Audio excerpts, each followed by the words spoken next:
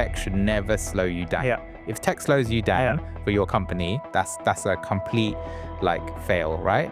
But unfortunately, big tech has got greedy. The end of life experience is just as important as the onboarding. Oh, 100%. You can talk a good game at the beginning, but then can you deliver at the end? Asad is a visionary entrepreneur who turned tech recycling into a multi-million-pound revolution. From growing up in a family of 45 optometrists to disrupting the IT industry, Asad's journey is nothing short of extraordinary. I think in my community, I come from a community called Kojas, 5,000 of us in Northwest London. That community actually built my first business, but I also sell a lot to the community. You were also very successful in that community because you also stood out within that 5,000 people. Communities want to look after each other. They want each other to succeed. We want our community to be as successful as other communities. Electronic waste is the area that we're trying to tackle. And electronic waste is one of the existential threats that we have today from a sustainability perspective. So the stat is actually 90% of businesses don't recycle. Wow. Which is I'm not surprised. Incredible, right? Our job is to make it really simple for businesses to be able to extend the life of their tech, because everything's got value. Recycling is not the first thought. Recycling is the end. We believe we're building the future of IT. We need to make sustainability cool, right, in tech. I'm going to design it around the way I want to do it, right, which is basically... Hi, Asad. Welcome to the pod. Real pleasure to be on there, man. Thank you. Yeah, I've been watching you from afar, and it's been when you reached out, I was straight away, yep, I'll be on. and likewise, I've been watching you for a while, and I remember the first video actually I saw of you was with your dad. Oh, cool. That was such a cool video, by the way. So let's start there. Yeah. Let's start talking about your family, your dad, and the whole immigration journey. Yeah, sure. So dad's from Tanzania, so mum's from Uganda. And they came here, I think 70s, that kind of, huge exodus that happened in East Africa. There's a kind of big nationalist movement, obviously, at that time. And I think Uganda, Idi Amin chucked out all the Asians. So mum left actually just before that, came here, they both met. So mum is an optometrist, dad is an IT engineer. So mum wore the trousers, basically, the family. So I've got two brothers, one brother, one sister. So I'm the youngest. So my sister's an optometrist. My brother's a pharmacist. So healthcare family. My mum's side of the family, we have a world record for the number of optometrists. Wow. So we've actually got 45 optometrists in our family. 45? 45, yeah. So my mum started it off, so she was the first one. And then I think everyone's done it. Kind of typical Asian family when they came here. It was okay, let's create a family trade. And then all the kind of nephews and nieces kind of came in. They were you can earn this much money, become an optometrist. And at the time, the family created a chain of opticians. So they had 4 opticians. So everyone then... Just joined the family business. Joined the family business. They would say Besija, which is Gujaratis, just come and work there. Yeah. And that was great because it was great for the family to rise up here. And, everyone bought their houses. It served their kind of purpose.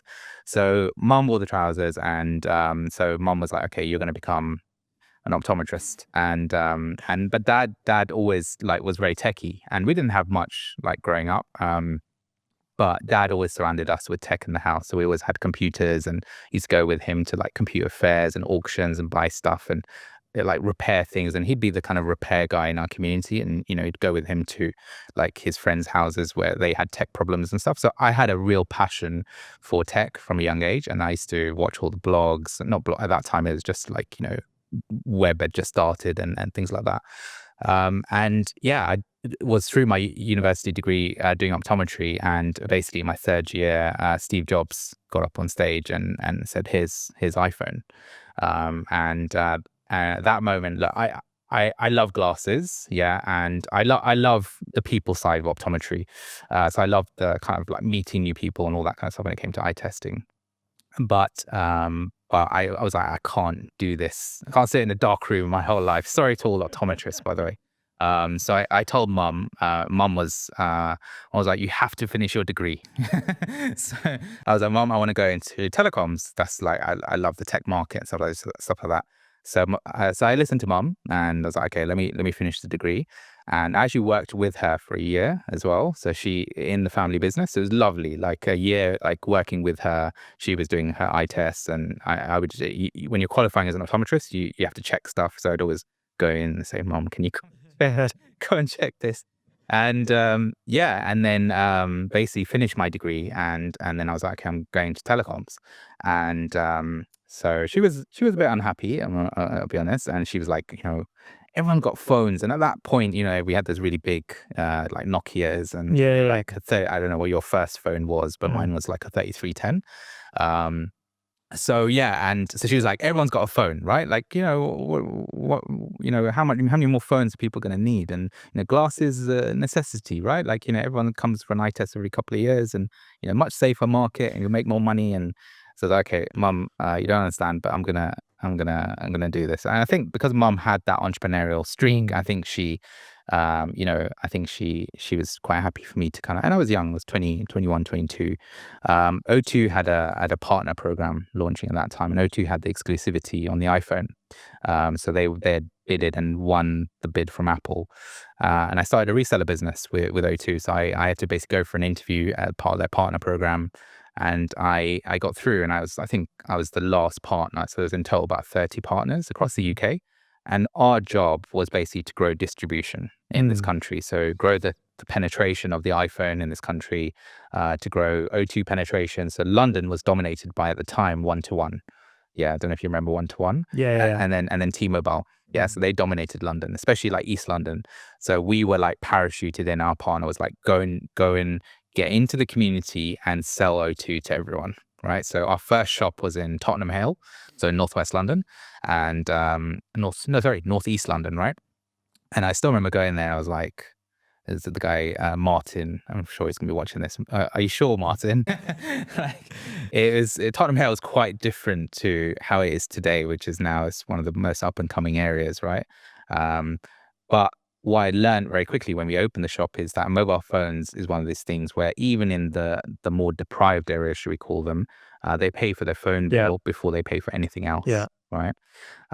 So I was hungry, and I think O2 took a liking to me being this young guy, and all the other partners were a lot older than me, at least like 15 years older. And I grew that business quite quickly. So we scaled, and over, I think I was managing about 200 people within 6 years or 5 years. So 27, 28, a couple hundred people. And just like incredible like learning experience. Like, imagine having, and I'm sure you have probably similar, right? Where you've got like people that you're managing, which are like 10, 15 years older than you. I mean, I think I've got a few more white hairs than you right now, but, and that was tough, right? I don't know how you find that. But yeah, grew that business. And then you get bored, and you get like, I think, you get overconfident as well. So I started a few other businesses, failed in one business quite miserably, lost quite a lot of money.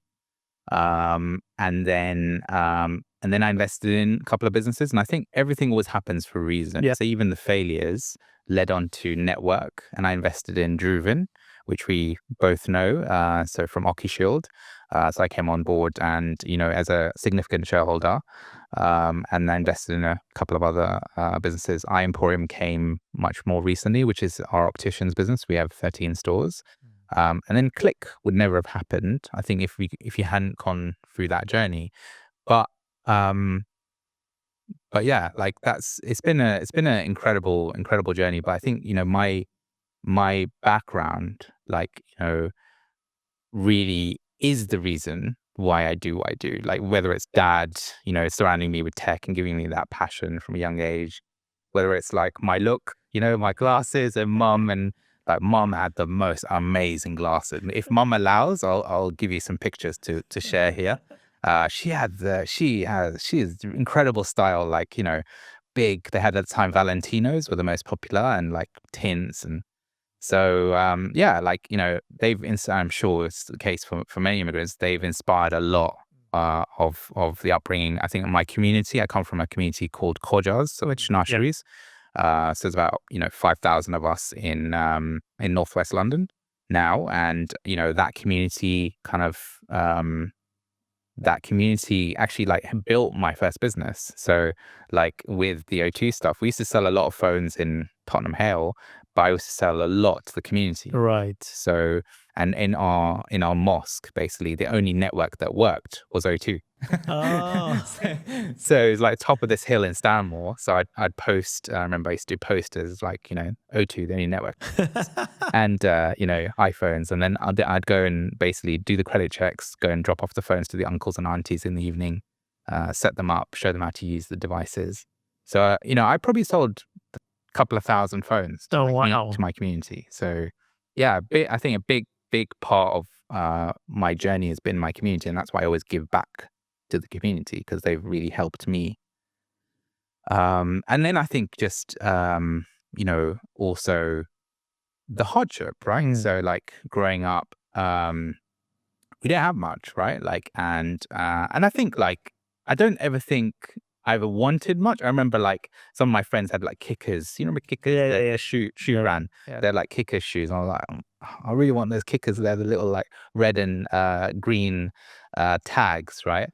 And mum would always say, "No, we can't. I'll buy you like Clarks, right?" That's like close enough. Or like I remember wearing Nike shoes and she brought me New Balance. Oh yeah. Yeah, I didn't know New Balance. I mean, New Balance is cool now, right? Like, but I didn't know New Balance at the time. She's like, yeah, they look same N, right? Like, but I think then, so some of that stuff, I think I wanted more to give my parents a better life, and I wanted my family to have a good life. I remember a big thing was I got married young. I was 22 and I got married. And I think that was another thing, because I was like, holy crap, I have to look after someone else now. Right. So that was another thing that made me start the business actually as well. Yeah. Two things that struck out to me. One, you said you were hungry. Yeah. And the second thing also about the community. So let's talk about the community first, because I'm trying to think about the community maybe as your ICP, because you said, your community consists of 5,000 people. So I mean, think about it, that's a very small community. Like it's 5,000 people. Mm-hmm. But then you're also very successful in that community because you also stood out within that 5,000 people. And that goes back to having a niche, having your ICP somehow. So do you think the probability of success is higher when you have that vested community who then somehow supports you, elevates you, and so on? I mean, do you think there was any correlation to your success because you had that community versus, let's say, if you didn't have that community, or that community was much larger, like let's say the community was, I don't know, 500,000? Definitely. I mean, I think first thing to say is like the community is one that wants to support one another, right? And that's what great communities are, right? And when they see a young person or they see someone that's like trying to do something, naturally they'll try and support you. And another great example of this is the B Corp community. We're a B Corp, and like that community is very similar. It's all about supporting one another. It's all about helping one another rise up. It's all about, collectively us tackling climate change. But, with the community, likewise, it's about, we want our community to be as successful as other communities, and we'd often talk about like the Smiley community will, so successful. Yeah. The Jewish community is so successful as they work together. Yes. Right. And so there was always that kind of inbuilt element to our community. There was also some like older generations would be like, don't buy off Khojas and don't work with Khojas. So there was a bit of that as well. And it's about breaking it. And we're now trying to break those kind of barriers. But I definitely think zeroing in on an ICP is really, really important, because if you have your lowest hanging fruit customer, you're much more likely to be able to close that customer rather than trying to go for like, a customer that's not your ICP. So and we find that with Click, like we go after sustainability-minded businesses. It doesn't need to be sustainability like focused in every activity, but the values of the people in the organization, are they sustainability-minded, right? And if they are, we have a value alignment. And if you have a value alignment, then it's a lot easier to be able to sell to that person, because it's not even a sale. It's like, we're working together, we're partners, right? And I think ultimately it's about the service you deliver at the end. So, you can talk a good game at the beginning, but then can you deliver at the end? And can you do the after sale, and can you keep the customer happy long term? And that's where you get the referrals as well. And so, yeah, 100%. Also, then let's come to the hunger part. So, families migrate to different countries. There's a lot at stake, too much risk. You've left another family back wherever you've come from. You've left your friends, your new reality. You just walked into new reality. So where do you think hunger really stems from? Like, I mean, yeah, trying to prove something, I get that. But what would you say in your personal experience? Like, why were you hungry? And I'm trying to say this in the nicest possible way, but your family, I would say, was maybe a little bit more successful than perhaps some other immigrant families, because you guys also started a line of business, and it's great. Like 45 people, that's just crazy. But I mean, good crazy. So where do you think, like, why were you hungry? Like, hungry in what sense, and what was a core reason? Yeah, so the opticians business actually served its purpose in terms of getting everyone the jobs, and I guess putting food on the table. But the problem with sometimes with family businesses, and I've seen, I'm sure you've seen it, family businesses do really well. My mum's family business case, a lot of egos got in the way, and maybe the business was not as successful as it should have been. So it served its purpose for the family, and my parents had their house, it was paid for, and all that kind of stuff. But we never had we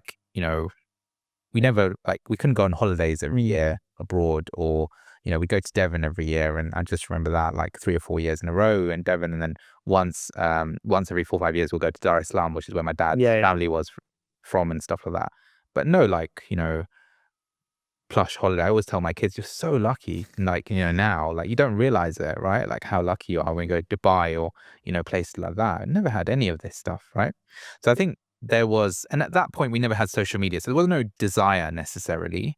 But I think a big thing for me was being involved in the family business. So as much as it wasn't necessarily, we didn't see the return, they always pushed me in. So I'd always go in, clean the glasses, or fill out the record cards, or like see a set. And then you go, like, there was almost like this nice progression for you as a young person in the family. And like, you go from that into like selling glasses to kids. Then you get, so I remember my first sale was probably when I was about 13 years old, and I was selling to a kid, and it's like, got that sale, right?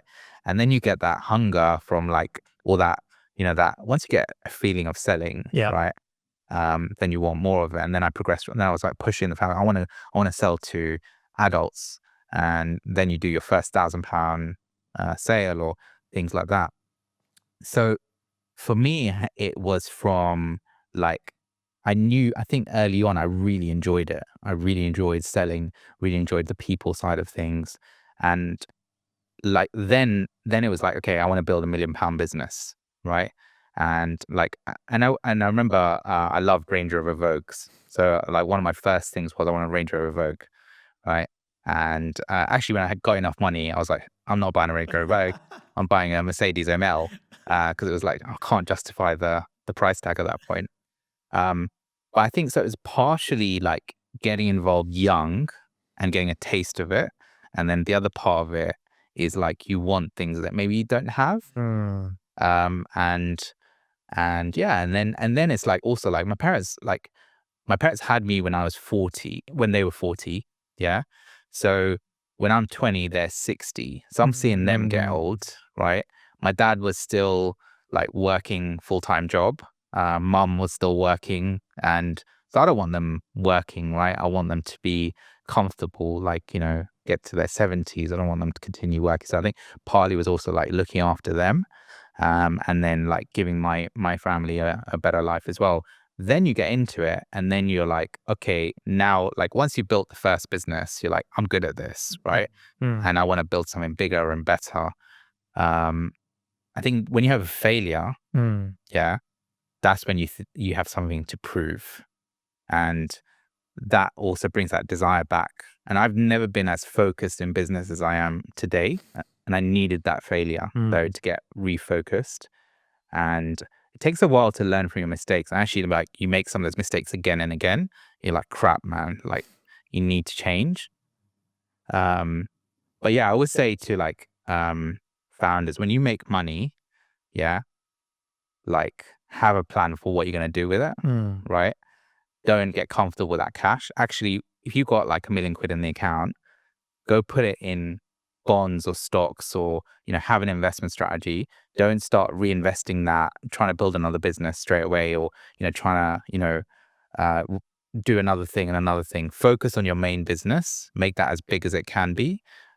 Having too much money, and I'm sure you've seen this in like Dragon's Den, Deborah Meaden, I think, will always say it, like, you've got too much money. It's a real problem. Yeah.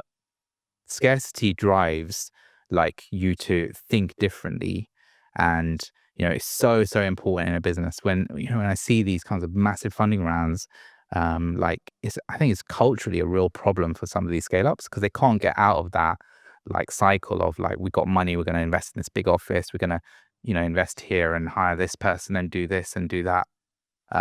So yeah, I'm a bit more old school, I think, in that sense. And I think it's because of my age, like 40 now, and I think I've kind of crossed both worlds almost.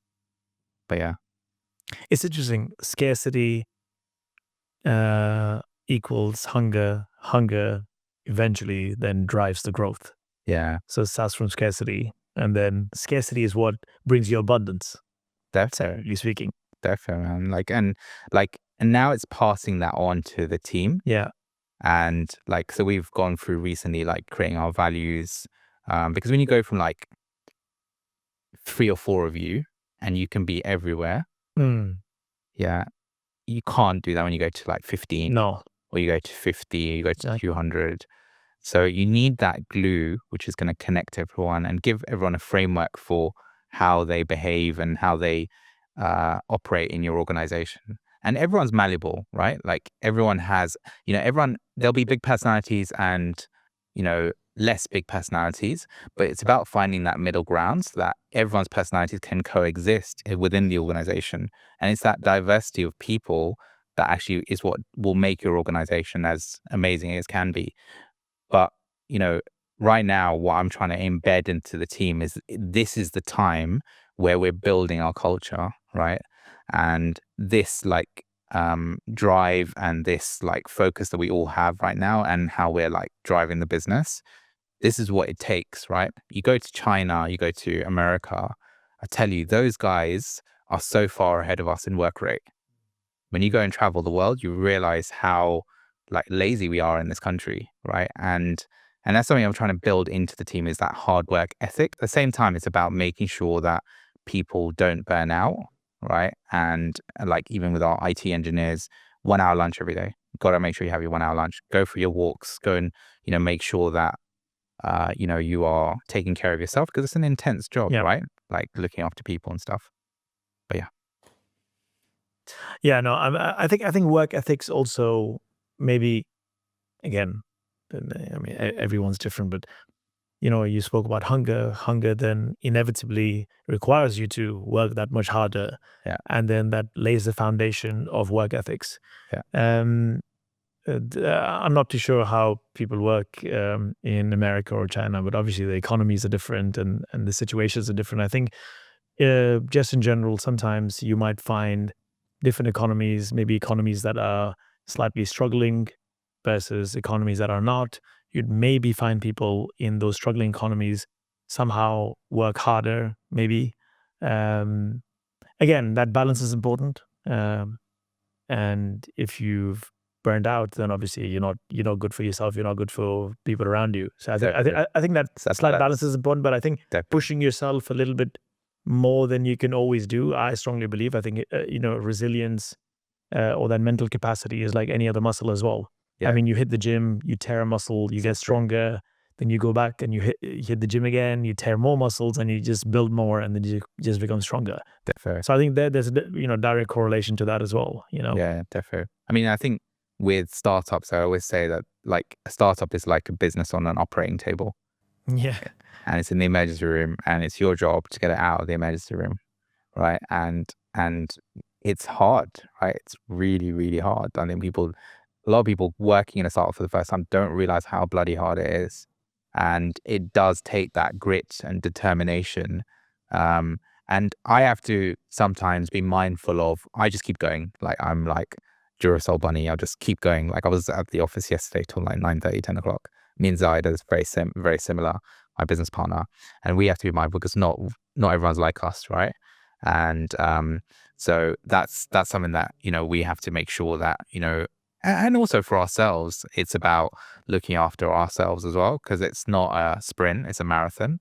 But 100% agree, like, how you look after yourself is what determines, your performance at work, right? And so, like, whether it's hitting the gym, like we're just bringing in now like a walking treadmills in the Nice. office.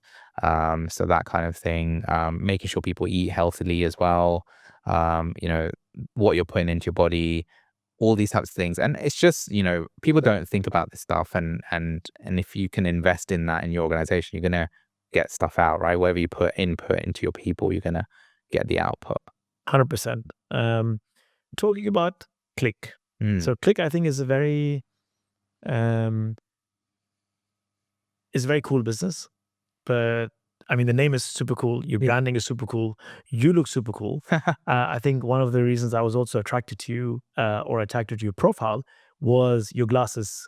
And now I know the backstory why you have super cool glasses. Credit to your mom. Yeah. But why get into this boring line of business? Like, I mean, please tell me. Yeah, I always say, like, when people ask what do I do, I deal with other people's trash, right?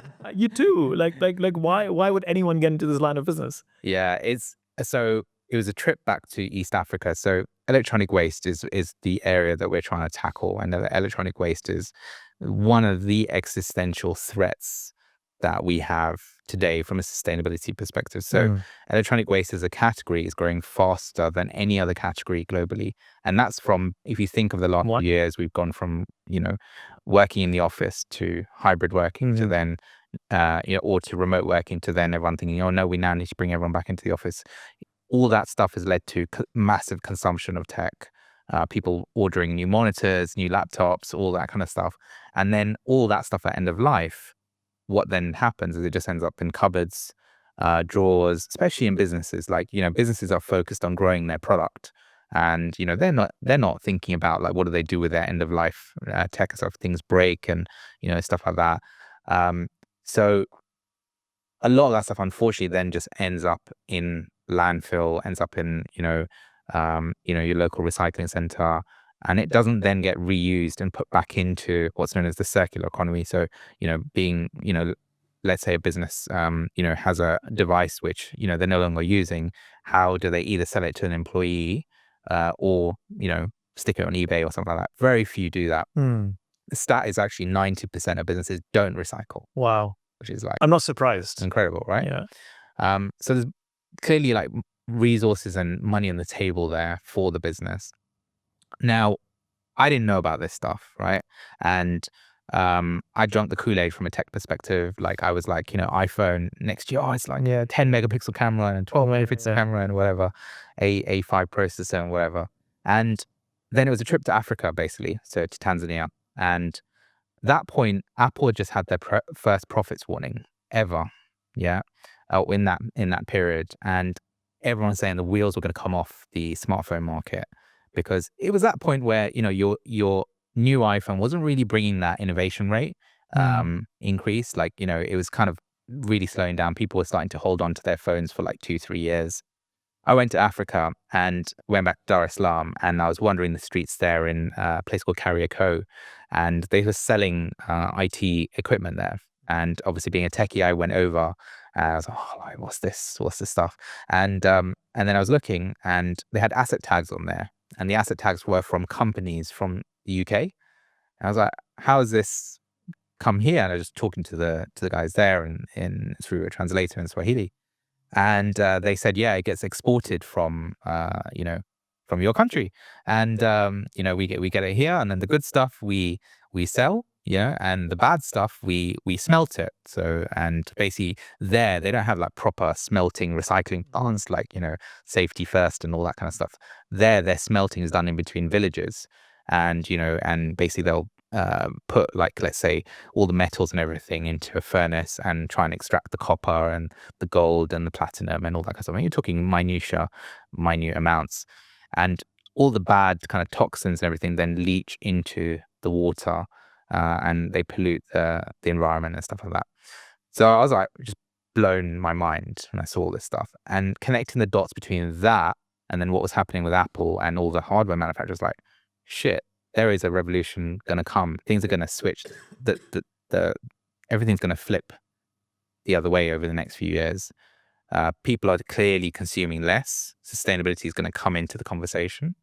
And whilst, like, there was the likes of eBay and back market was starting at the time, like selling devices, no one was focusing on businesses. And I thought of my journey that I'd gone on as a business, scaling my business. Who was there? And I used to do it myself. I used to go and buy stuff over eBay, repair it, and, you know, sell it, not sell it, so repair it and give it to my staff. And, you know, because I had that skill, I was like, who's doing that for scale ups?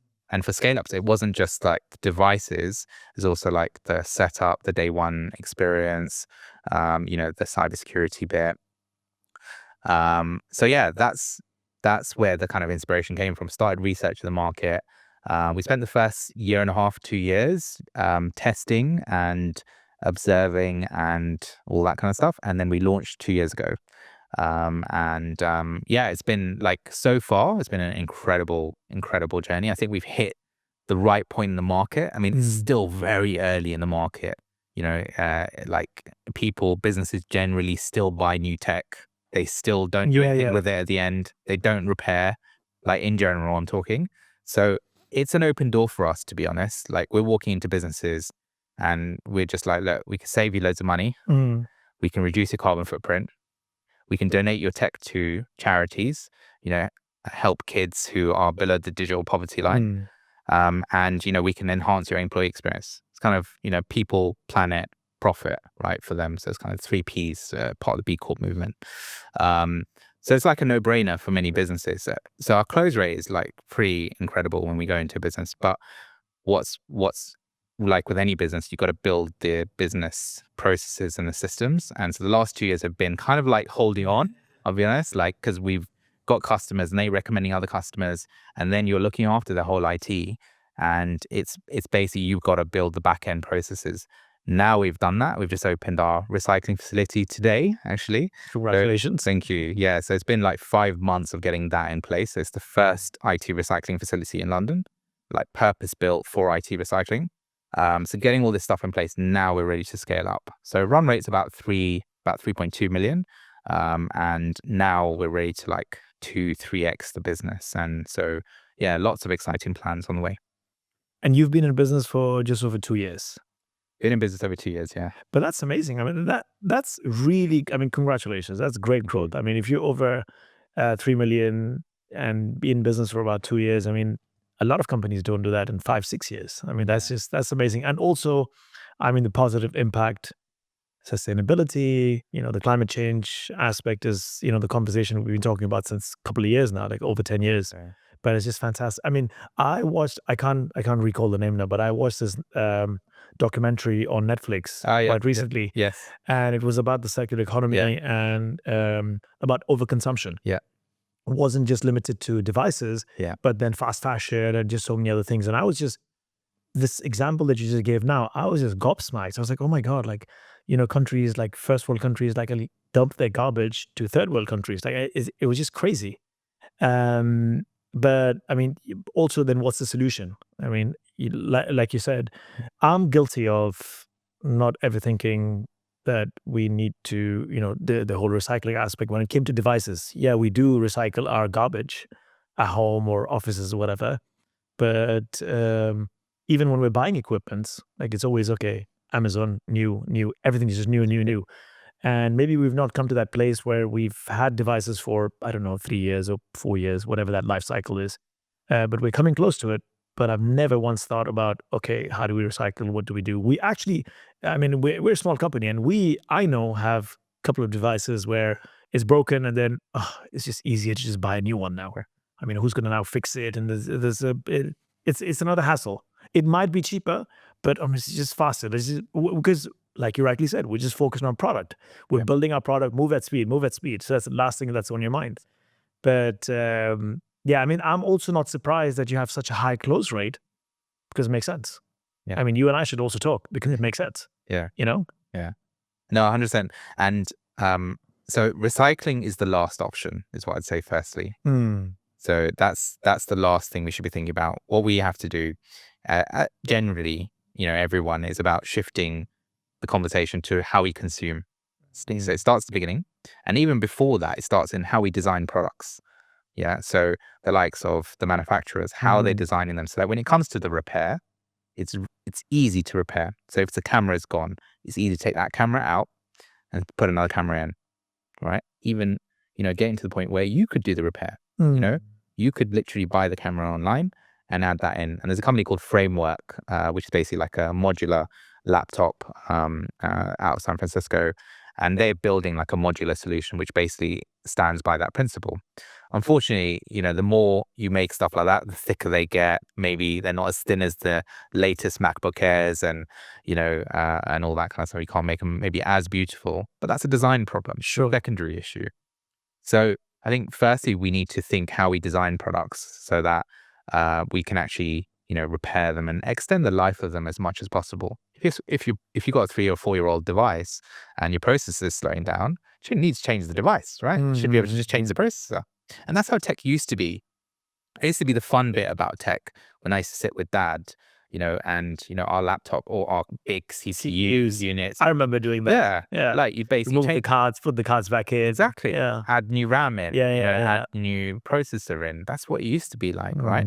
But unfortunately, big tech has got greedy, right? And I think this is where governments and legislation needs to come in to force the change in how we design products, and needs to come, from big tech, starting from there. Then it's about us changing our mindset towards things. And we're doing that naturally because we're not seeing the point. We're not stupid, right? Yeah. Like we're like, our MacBook, the new one, AI intelligence, the new device, I can still use the same features on the M3 or the M2. Why do I need the new one? So we're like, I don't see the point, right? So as consumers and as businesses, we're already making those choices. What it needs now in that middle bit is businesses like Click to actually make it easy for you to make that choice, because you're already there, right? You just need someone to help you do it, because I don't have time to do it. And that's where we come in. And I think there's opportunities in the circular economy for businesses like Click all across all the different verticals, food, fashion. And we're seeing this, right? We're seeing this on LinkedIn. So many businesses doing great innovation. And so that's what our job is to make it really simple for businesses to be able to extend the life of their tech. And then at the end of life, like you're a high growth scale up, you're a business that has high tech requirements. And that's why your tech at 3 or 4 years isn't quite to the levels you need. But actually there might be someone else that it could be good for. Right. So it's like finding the right home for that tech. And as long as the tech is actually being able to be patched by Apple, and you're able to download the latest updates and security updates, which typically is about 7 or 8 years, there's always someone else that could use it. What we need to do from a recycling perspective is just make sure it doesn't end up in a cupboard and depreciate. Because from a business perspective, obviously the loss that you're making by not selling that asset, because everything's got value. Yeah. And, even devices that are 5-6 years, people are always surprised by the value in a 5-6 year old MacBook. There's always a residual value in there. And it's just, and that's our job as well, to educate the market as well about some of these things. Because, people just see, it's just a doorstop now. And I'll take it to the recycle center. So it's thinking about that whole ecosystem, but it's fascinating, fascinating stuff. No, also it's quite interesting how you said, recycling is not the first thought. Recycling is the end. I mean, how you think about consumption from the buying process, the start of your buying journey, is where you need to have this not an afterthought. It should be a top of mind kind of. It's quite interesting, quite fascinating. But also, I mean, if you can walk me through the process. I mean, okay, I want to be your client. Yeah. But before that, just to understand, how does it work? I mean, are you buying things from people, you refurbishing them, or people have to give it to you for free? Or I mean, how does that whole model work? Sure. So like our supply chain is quite vast. Because of my background in the market, I know everyone. So I know the Apples and Dells and Lenovo's of this world, and so that's been a real plus point in terms of starting the business. I've been in the industry for a while, and I know the right people. So it's quite interesting how people think about refurbished tech, because the first thought is it's like 3-4 years old, right? And or older. But a lot of the inventory we actually get is 30-day returns. So let's say you go and buy a device from Apple, or you go and buy it from Amazon, and someone returns it. That stuff goes into a company, and that company then trades those devices, and Apple recover an amount of money there. So if you go on Apple's website, refurbished tech is right at the bottom. They don't really want to push it. So they're happy to trade that stuff through. So we buy a lot of that stuff. So that stuff is actually the latest M3s, M4s, even now we're starting to get. So you can literally get the latest tech. And when you receive it, companies are blown away that this it's like a new device, because someone's just changed their mind. That's all it is. Or it's a present and someone's gone, oh, I don't need it, or just return it and give me the money, or whatever the decision is. And if you think of a laptop or a MacBook, it's a global product. The only difference is the keyboard. So if you buy it from Dubai, it might have Arabic on it or something like that. We can change that keyboard out. So our supply chain is global. So we're securing tech. UK is a tiny market, right? So we're securing tech from all over. So one of the first things we'll do with a company is establish what's the needs in the organization. So what does the product team need? What does the marketing team need? What does the finance team need? And they may have all different requirements. So we build profiles, and we'll use software tools to try and detect also the performance existing with your current devices. So we go through an audit process for about a week, and we use that data to then determine what the choices should be. So if you've got an M2 MacBook Pro and your team are complaining that it's too slow and it's slowing down and stuff, let's back that up with data. And we use that data to then inform the final choices. And we then present those back to the company and say, right, this is what we recommend. And that would be like a MacBook. It could be the company wants to supply monitors, accessories, dongles, keyboards, mice, everything sustainable. We then communicate to the organization, the financial saving and the carbon footprint saving. So the financial saving will be roughly between, let's say, 25 and 40% versus buying new, depending on how old you go. Sure. So if you go for the latest M4 laptop, I got offered some stuff from Apple the other day. And I went in and I said, I want 40% discount on this stuff. They said, you must be laughing. Right? So that stuff, you're lucky if you get 10% or 15%. Okay. But then if it's like, a couple of years old, yeah, we can really push what those discounts are for companies, 30 to 40% discounts versus buying new. And that performance difference between an M2 and an M3, it's marginal. It's 10%, and we'll monitor that performance as well, and that's where our IT support model comes in. So key is getting the right tech, for the organization, so the team are untethered, right? So tech should never slow you down. Yeah. If tech slows you down for your company, that's a complete fail, right? Correct. That's a real problem for you building a software product. Correct. So that's one of the key things that we've really pushed to solve for. And then also what we'll do is we'll audit your existing tech. So if you have that cupboard full of stuff and you think it's broken, we'll take all that stuff in, we'll repair it, we'll give you a diagnosis. We'll say this stuff we should repair and redeploy, and that will save you some money on your next onboarding. This stuff I should recycle, and I can give you some money for the parts. And so it's quite nice at the beginning. Normally we're giving money away. Then customers spending with us. So that's always quite nice for the customer. And then our support model kicks in. So then we provide IT support. So effectively we run the IT support desk. We are the first point of contact for the employee. So when they join the company, they'll have a day one call with us. So where our IT engineers will basically set them up, answer any questions. Sometimes people, maybe don't want to ask a person in the company, oh, I don't know how to do this and that on my tech. Can you help me? And so it's quite nice in that way. It kind of, removes any of that element, and we try and create a safe space for them in that way. So we set them up. We tell them the do's and do nots from a cybersecurity perspective. We run a cybersecurity awareness training course for the companies as well every quarter, which is done by Zahid. He's built a little platform for that. And then we manage the employees in life. So we effectively, anytime they have any issues, things slowing them down, we'll monitor the performance of the devices remotely as well. So if we can see certain devices are slow or causing issues, we'll proactively reach out.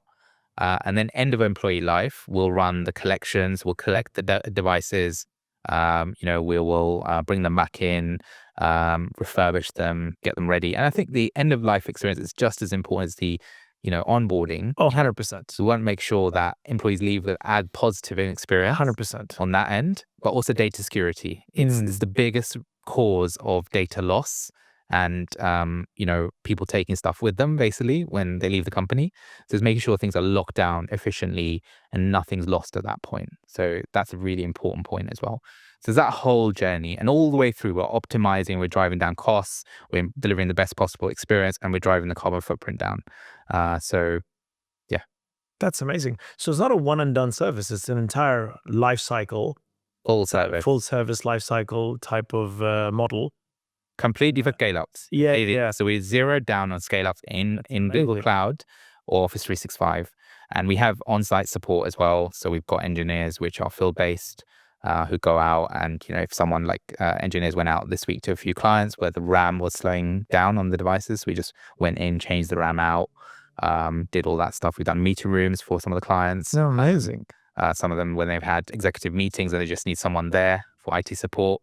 So yeah, we want to build this around scale-ups. We believe we're building the future of IT for the scale-up community. We want to support them from from pre-seed to Series B, because Series B is when they start to bring stuff in-house. Yeah, sure. And then we're still there. We'll still do Sure. elements of the service potentially if they want us to. Yeah. But yeah, we're the aim is to nurture and protect the organization and and make sure that their tech is like delivering for them, so that should never be the problem. Yeah. So, okay, just help me understand, because there's a lot of added on services that you spoke about. So, ensuring you set people up as well. Yeah. Data security. So is all that an additional cost, like as a company? So if you can walk me through that. Sure. So you've got the hardware costs, which is basically like you just buy the device from us, and basically that's like laptop monitoring, all that stuff. Then the IT support element is an hourly rate. So what we've done with IT support, because I used to have IT support company. I don't know if you've had an IT support company, and I used to find it really frustrating because I'd have to pay for every employee. And so I had like 200 people and they were like, you have to pay for everyone £40 a month. But I'm like, only 10 people need it, right? So I was like, I'm going to design it around the way I want to do it, right? Which is basically you only pay for the hours you use. Right. And so you buy 5, 10 or 20 hours or 40-hour blocks. And you basically only use those hours as and when you need them. So basically the guys who are very tech savvy and they just solve their stuff, they don't need it. You only pay for the stuff that, the stuff that do need it. So in that way, day one call can be handled by IT support, the onboarding experience, if someone has an issue, the on-site services are a little bit more expensive because obviously they have to come out. Sure. Again, it's an hourly rate. Cybersecurity is a monthly fee, so that's a SaaS model. So it's basically like monitoring your emails. So we'll run all the phishing simulations, the email security side of things, the endpoint security. If you're using a Wi-Fi in a coffee shop, which is a bit dodgy, our software on there will make sure that it stops that. And then at the end of every month, we provide a report to the company to say, right, here's the tickets, here's how we performed against our SLAs, here's your cybersecurity report, so here's how many emails were screened, here's how many threats were stopped, here's the the Wi-Fi threats and all that kind of stuff. And it gives the company in a single view a snapshot to go, right, yep, I'm happy with that, or we need to have a meeting, or things like that. That's amazing. Yeah, I love it. Okay. And once again, I'm not surprised that you have such a high close rate. And are most of your clients taking on the full service, or is it just like, again, the one and done? Okay, buy the device and they're out. So normally they start with something small, and then we land and expand. Yeah. So because once they get a bit of the service, they like it, and but we do get more and more now. They want the whole thing. Yeah. And that's what we're focusing on. We want people to take the whole thing if we can, because that's how we can add the biggest value, because we're embedded then, and our engineers can really get into the organization and really support the business. So that's how we want to operate. But it's difficult, because if you're a growth company, let's say you're 30, 40 people, 50 people, you never had IT support, you're like, I don't need it, right? Like, we get an occasional ticket, or something like that. And what people sometimes don't realize is the techie people in the company that are solving them. It's like, that person who the stuff goes through to, the amount of time it wastes of that individual and how frustrated they get. So these kinds of things are already happening in the company. And it's about the companies that are wise to that, realize that. Yeah. And often, unfortunately, it's the HR people, right? The HR heads of people, HR managers are amazing. They're so talented. Like, they get so savvy on tech and IT. So sometimes I'm like, wow, you can square up against me. And but that's not sustainable. That's not why they were brought in, right? They were brought in to bring you the best talent and create the right environment for your team. Correct. They're not there to do IT. Leave that to the IT people. But some of that is an education piece, right? So with some of these companies, and they'll go, right, let me do a little, and sometimes what the HR person will do, can we do 5 hours to start off with, right? Just so I can show like how much value is added. And then we start with 5, and then it's like people love it. And then, they go, okay, let's move everything. Yeah. I'm sure when my CTO listens to this pod, he will turn around and tell me I told you so, because this is exactly what happened with us as well. While we're scaling, we're like, I'm like, okay, how difficult is it to switch on a new machine and just plug into Microsoft 365? Like, I mean, what the hell? Yeah. But then this is what started to happen. I was thinking that, okay, it's just easy. HR and people themselves are just figuring, just doing by themselves and moving forward. But then it was our tech team getting involved every single time. And they're like, okay, should we make the product code, or, do the tech support? And the tech support also, you would think that, it's a one and done. It's not a one and done. Like, every now and again, something goes wrong, firewall kicks in. Yeah. I don't know, you've got phishing attacks or something. I don't know, just cable's not working. My laptop didn't work today. And the last thing you want is that problem. Yeah. Because if you have that problem, you've just debilitated that individual. Like, they're just handicapped now. They just can't move forward. Definitely. Like, the smallest issue, And you're a software product, right? So you've got vulnerability scanning. You've got penetration testing. Exactly. So you're maintaining your ISO accreditation. You're maybe going for SOC 2 if you want to expand in America. Correct. How do you manage that journey? Right. Right. What's our roadmap? Like, what do you need when? Like, it's complicated. It is. And you need a partner to help you on that journey. And that's what we do. Oh, so you guys do the pen test and all that elements as well? So we don't do the actual pen testing. Okay. We've got partners that we bring in great. for that. But then I could just speak to you. You can speak Like, to we us. would be that one focal point. And that's Zahid's background. So Zahid is I reckon Zahid is the #1 cyber guy in London. Zahid has worked in Accenture, Deloitte, PwC in cyber. He's done it globally. He's done it in Europe, Middle East, America. He's basically helped incredibly large companies with their cybersecurity, managed large teams, and he's bringing that experience to the SME world. So that cyber piece is something we're incredibly passionate about, because it's the biggest threat to you as a software business, right? Like a cyber attack. And we've seen it personally where brands have been destroyed because of cyber. They've lost their brands, they've lost their investors, won't touch them again because of that cyber attack. It's gone public. So yeah, it's an area where we're very passionate about. Yeah, no, absolutely. So talk to me about what's really interesting, is how much you scaled in the short span of time. Yeah. You did say it's because of your contacts, but really, is it because of your contacts? Like, I mean, if someone else tomorrow wanted to start this line of business, what advice would you give them? Like, I mean, because this is amazing growth. It's hard to do it. Like, actually yesterday, a potential investor, because we're now looking to raise, potential investor basically said, like, what's, someone wanted to do this. Like, how difficult is it? It's hard. Like, it's years of experience, right? And knowledge, and you can't get that overnight. So I think there's definitely that side of things, that I would say. But I think the big thing is we are building this around the scale up. It's what they need. Mm. So everything you're doing, I'm building everything around you, right? I'm solving your problems. So staying intimately close to the customer and understanding what they need and building the product roadmap around that.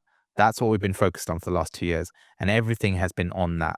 And so now I know, like, your requirements are exactly the same as another SaaS business. There's no difference, right? Yes, there may be some technical elements, right? But that's where our technical leads come in. So that's been key, because then you can land and expand, right? Because they ain't going nowhere. They're trusted. They trust us, right? And and we want to deliver the best possible experience for them, because it's all about long-term relationship. Sure. Like, I haven't lost a client, so and I don't want to, and I want these businesses to scale and exit. Yeah. That's the dream, right? Like, because if And you're on the journey with them, obviously. Yeah. correct, yeah, and we're just and our revenue will just keep growing. Yeah. As they grow, we grow. Absolutely. I mean, you did say up until Series B, but the likelihood, once you have that strong relationship, especially in the early days, even if they have internal people, most likely they will keep you on, because it's that relationship that you've built in those times specifically. Those times are the most critical times, and I believe also those times are where you're able to foster those great relationships, Yeah, because you didn't have anything, and that was the support they got at that time. 100%. And again, it's about tweaking your product. So we actually had one client which went away from us from an IT support perspective because they needed 24/7, and we didn't have it at that point. Right. And now we're building towards it. And that's one of the reasons why we're funding, because of some of these things we want to bring in faster.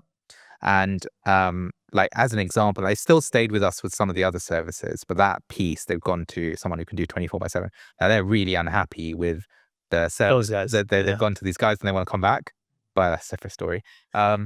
But yeah, I think it's all about staying as close as you can to that end customer, because like, if you can just build it, and if you just keep on satisfying what they need, and ultimately what we find, which is quite interesting, is they're quite happy to, like, not wait, but like, they're understanding of the fact that we're going to build it with you. Yeah, we're going to build it around you. They love that, right? And it's about being transparent with your customer, what you're building. So yeah, I think sometimes you see people, they kind of like, you see these kinds of posts on LinkedIn where it's kind of like the reality versus actual, right? And like, actually, like, it's about being as open as you can with your end customer. Yeah. Reality, I mean, especially social media expectation versus reality. If those two don't match, then you've not only lost the client. I think building a brand is super difficult. You know that, but I think losing that brand credibility is so easy. Especially these days, we are building our brand on social. Yeah. And it's that social that can also be at your detriment if you do something wrong. So I think it's really, you should be mindful of that. Definitely. Yeah, no, like, I mean, I'm gonna have to learn a lot from you around LinkedIn and stuff, because it's so key. Like, I think you have to, like, really, and your team have to be your brand guardians, right, in that way, because like, you can't be bigger than the brand. The brand has to be the biggest person, right? Or the biggest, most important thing. You are there to be additive to the brand. And so therefore, like, yeah. And also, like, if you're thinking of scaling and exiting eventually, it can't just be all about you. And so I think, yeah, it's, me and Zayed, I think our focus is going to be, okay, how do we slot in within the brand? And so my job is around hardware and recycling. And so his is all the cyber stuff. And that's how we're approaching. We just need to get more active. I think you've made a cool brand, though. I mean, for people who've not seen your brand yet, I highly encourage them to look at Click. I think I can see the personality as well. Obviously, this is the first time you and I meet in person, and that changes everything for me. But I can see the personality that has come into the brand. I saw you the video that you shared with me today. I think that's super cool. Yeah. But it also shows. I mean, I started off by saying, why the boring business? But thank God for people like yourself who are making the boring business, not so boring. I mean, you bring in that cool effect. And I think it's really important as well to change that narrative around, it's really not rubbish. This is sustainability. This is us changing our mindset and thinking about the planet, and also giving back. I mean, this is also a part of your CSR, your corporate social responsibility and so on. Definitely something that I never thought about. And really, flipping the script really for me is, okay, so I buy a new product. How do I recycle? but it's the other way around. I mean, starting off with a Yeah. sustainable product. I think that is the key. Definitely. And I would think, someone like me, I would never think about buying a recycled product first, is simply because maybe it's not as good. Okay, let me pay a little bit extra, So and just so that I'm secured for a longer period of time. So I would think from a return on investment perspective, it's just better to buy a new product versus buying a recycled product. But then again, you're talking about recycled products. I mean, refurbished products or secondhand products that are there simply because somebody just changed their mind. Something that I would not think of. I would think, oh, it's a damaged product. Now I'm buying a damaged product, which is just refurbished. Yeah. So I think that flipping the script, that mindset shift, I think that's super important. And the way you've positioned it through your branding and everything else that you do, I think that's just phenomenal. So congratulations once again. I'm also not surprised why you've been able to be so successful so quickly. I think it's a fantastic model. Yeah, no, thank you, man. And like you, I mean, you're doing the same thing, right? In your space, and I think it's about having a vision. Yeah. It's about having, thinking differently, right? About what or my view of the tech space should be. Yeah. And like, we need to make sustainability cool, right? In tech, right? And it's not cool today. Yeah. Like, I mean, Backmarket are doing an incredible job of that in the consumer space. But in the business space, I think, to get the hearts and minds of people, right? I think you gotta do things differently. But I mean, I love what you're doing, because you're taking a different view at the industry, because it's, there's a lot of HR players, right? But actually your approach is so different. And even your go-to market is different, right? No one's doing what you're doing on LinkedIn and directly engaging. So I think, credit to you, like with what you're doing. I think you've really understood, and it comes from your background, right? Like, and your own personal experiences, and it can't just be a commoditized another HR platform. What's the difference, right? Correct. I mean, we spoke about this as well. I think revenue is a lifeline of any business, right? Yeah. I mean, if you don't have revenue, then you die. Startups are either growing or dying. There's really nothing in between. But I think revenue, if you focus on revenue, you don't really make revenue. It's about the product. It's about how can you do things differently? How can you create value? How can you provide the best service under the sun? And then revenue is just a byproduct. If you're able to focus on that, everything just changes. Yeah, definitely. And also, I think trying to make it cool is also, how can you speak the language of the consumer today? I think that's really important. It's not only trying to make things cool for the sake of making it cool. It's just because people today speak a different language. You just need to be able to connect. Yeah. You spoke about LinkedIn is because, so you and I also know each other because of social media. Definitely. This is where people are connecting. Yeah. So we have to be able to meet them where they are. Yeah. And I think that is something that I think is very unique about your approach. You're building communities. Yes, correct. Yeah. Correct. Like these communities, like we're going to have this conversation. I'm going to change my HR software to you. Yeah. Like, it's as simple as that. Absolutely. Right. And it's a relationship now. Exactly. Exactly. And it's a community, and you're building this community. And we touched on obviously communities earlier, right? Communities want to look after each other. They want each other to succeed. Right. So I think, that's really powerful. Actually, one of the most incredible community builders is one of the guys on our board, a guy called James Monsell. And he is Mr. Network. This guy just knows everyone, and just anyone you meet that he introduced you is just like, James is such an incredible guy. And I think it's people like that just like they genuinely put back into the network first. They don't take away. They don't say, what am I going to get? Correct. Right. I'm just going to help. Yeah. Exactly. They're literally all about that. Let me build the net. Let me help you. Right. Then I'll get back. Correct. Right. He never asks. This guy just gets. And I think it's similar to you. I think like meeting you today, you're so genuine. You're such a nice person. And Thank you. And I think you're like, likewise. That's going to take you so far, man. Honestly. No, likewise. Thank you. Before we end, taking Click the next level. What is next for Click? Yeah. So I just like I'm 40, right? And I've been through 15 years of business. I've got the scars. I've got the experiences. Now it's like scaling the crap out of this. And what I love about what I do is working with people like you and the CTOs and the teams. So for me, it's about working with more incredible businesses. Like, I want them to have the best IT possible from us. I want everyone to be embracing sustainability. Really, I want to create, if I look back in 5-7 years and I'm telling my kids, about like what I did, I really want to change the way in which scale-ups consume their technology. I think that would be an amazing achievement if we can do that. At the same time, create incredible growth. And that's why, like, now we're looking to fundraise. So we're going to raise around first round. So we've been bootstrapped till now. And yeah, we're going to go for it. So watch the space, I guess. And it's, but yeah, just ready and really just ready. And, I went to Umrah in December, actually. Oh, amazing. And, it's now just really, really focused. So this year it's about, at least doubling or tripling the revenue. And yeah, just we're open for business. I have no doubt you're going to scale. You definitely have a customer in me now. We have to chat after the pod. Yeah. You spoke about, your kids looking back. If you were to look back now, you growing up, what would you say, where have you reached? Have you achieved things you thought you would have achieved, or there's some things that you would do differently?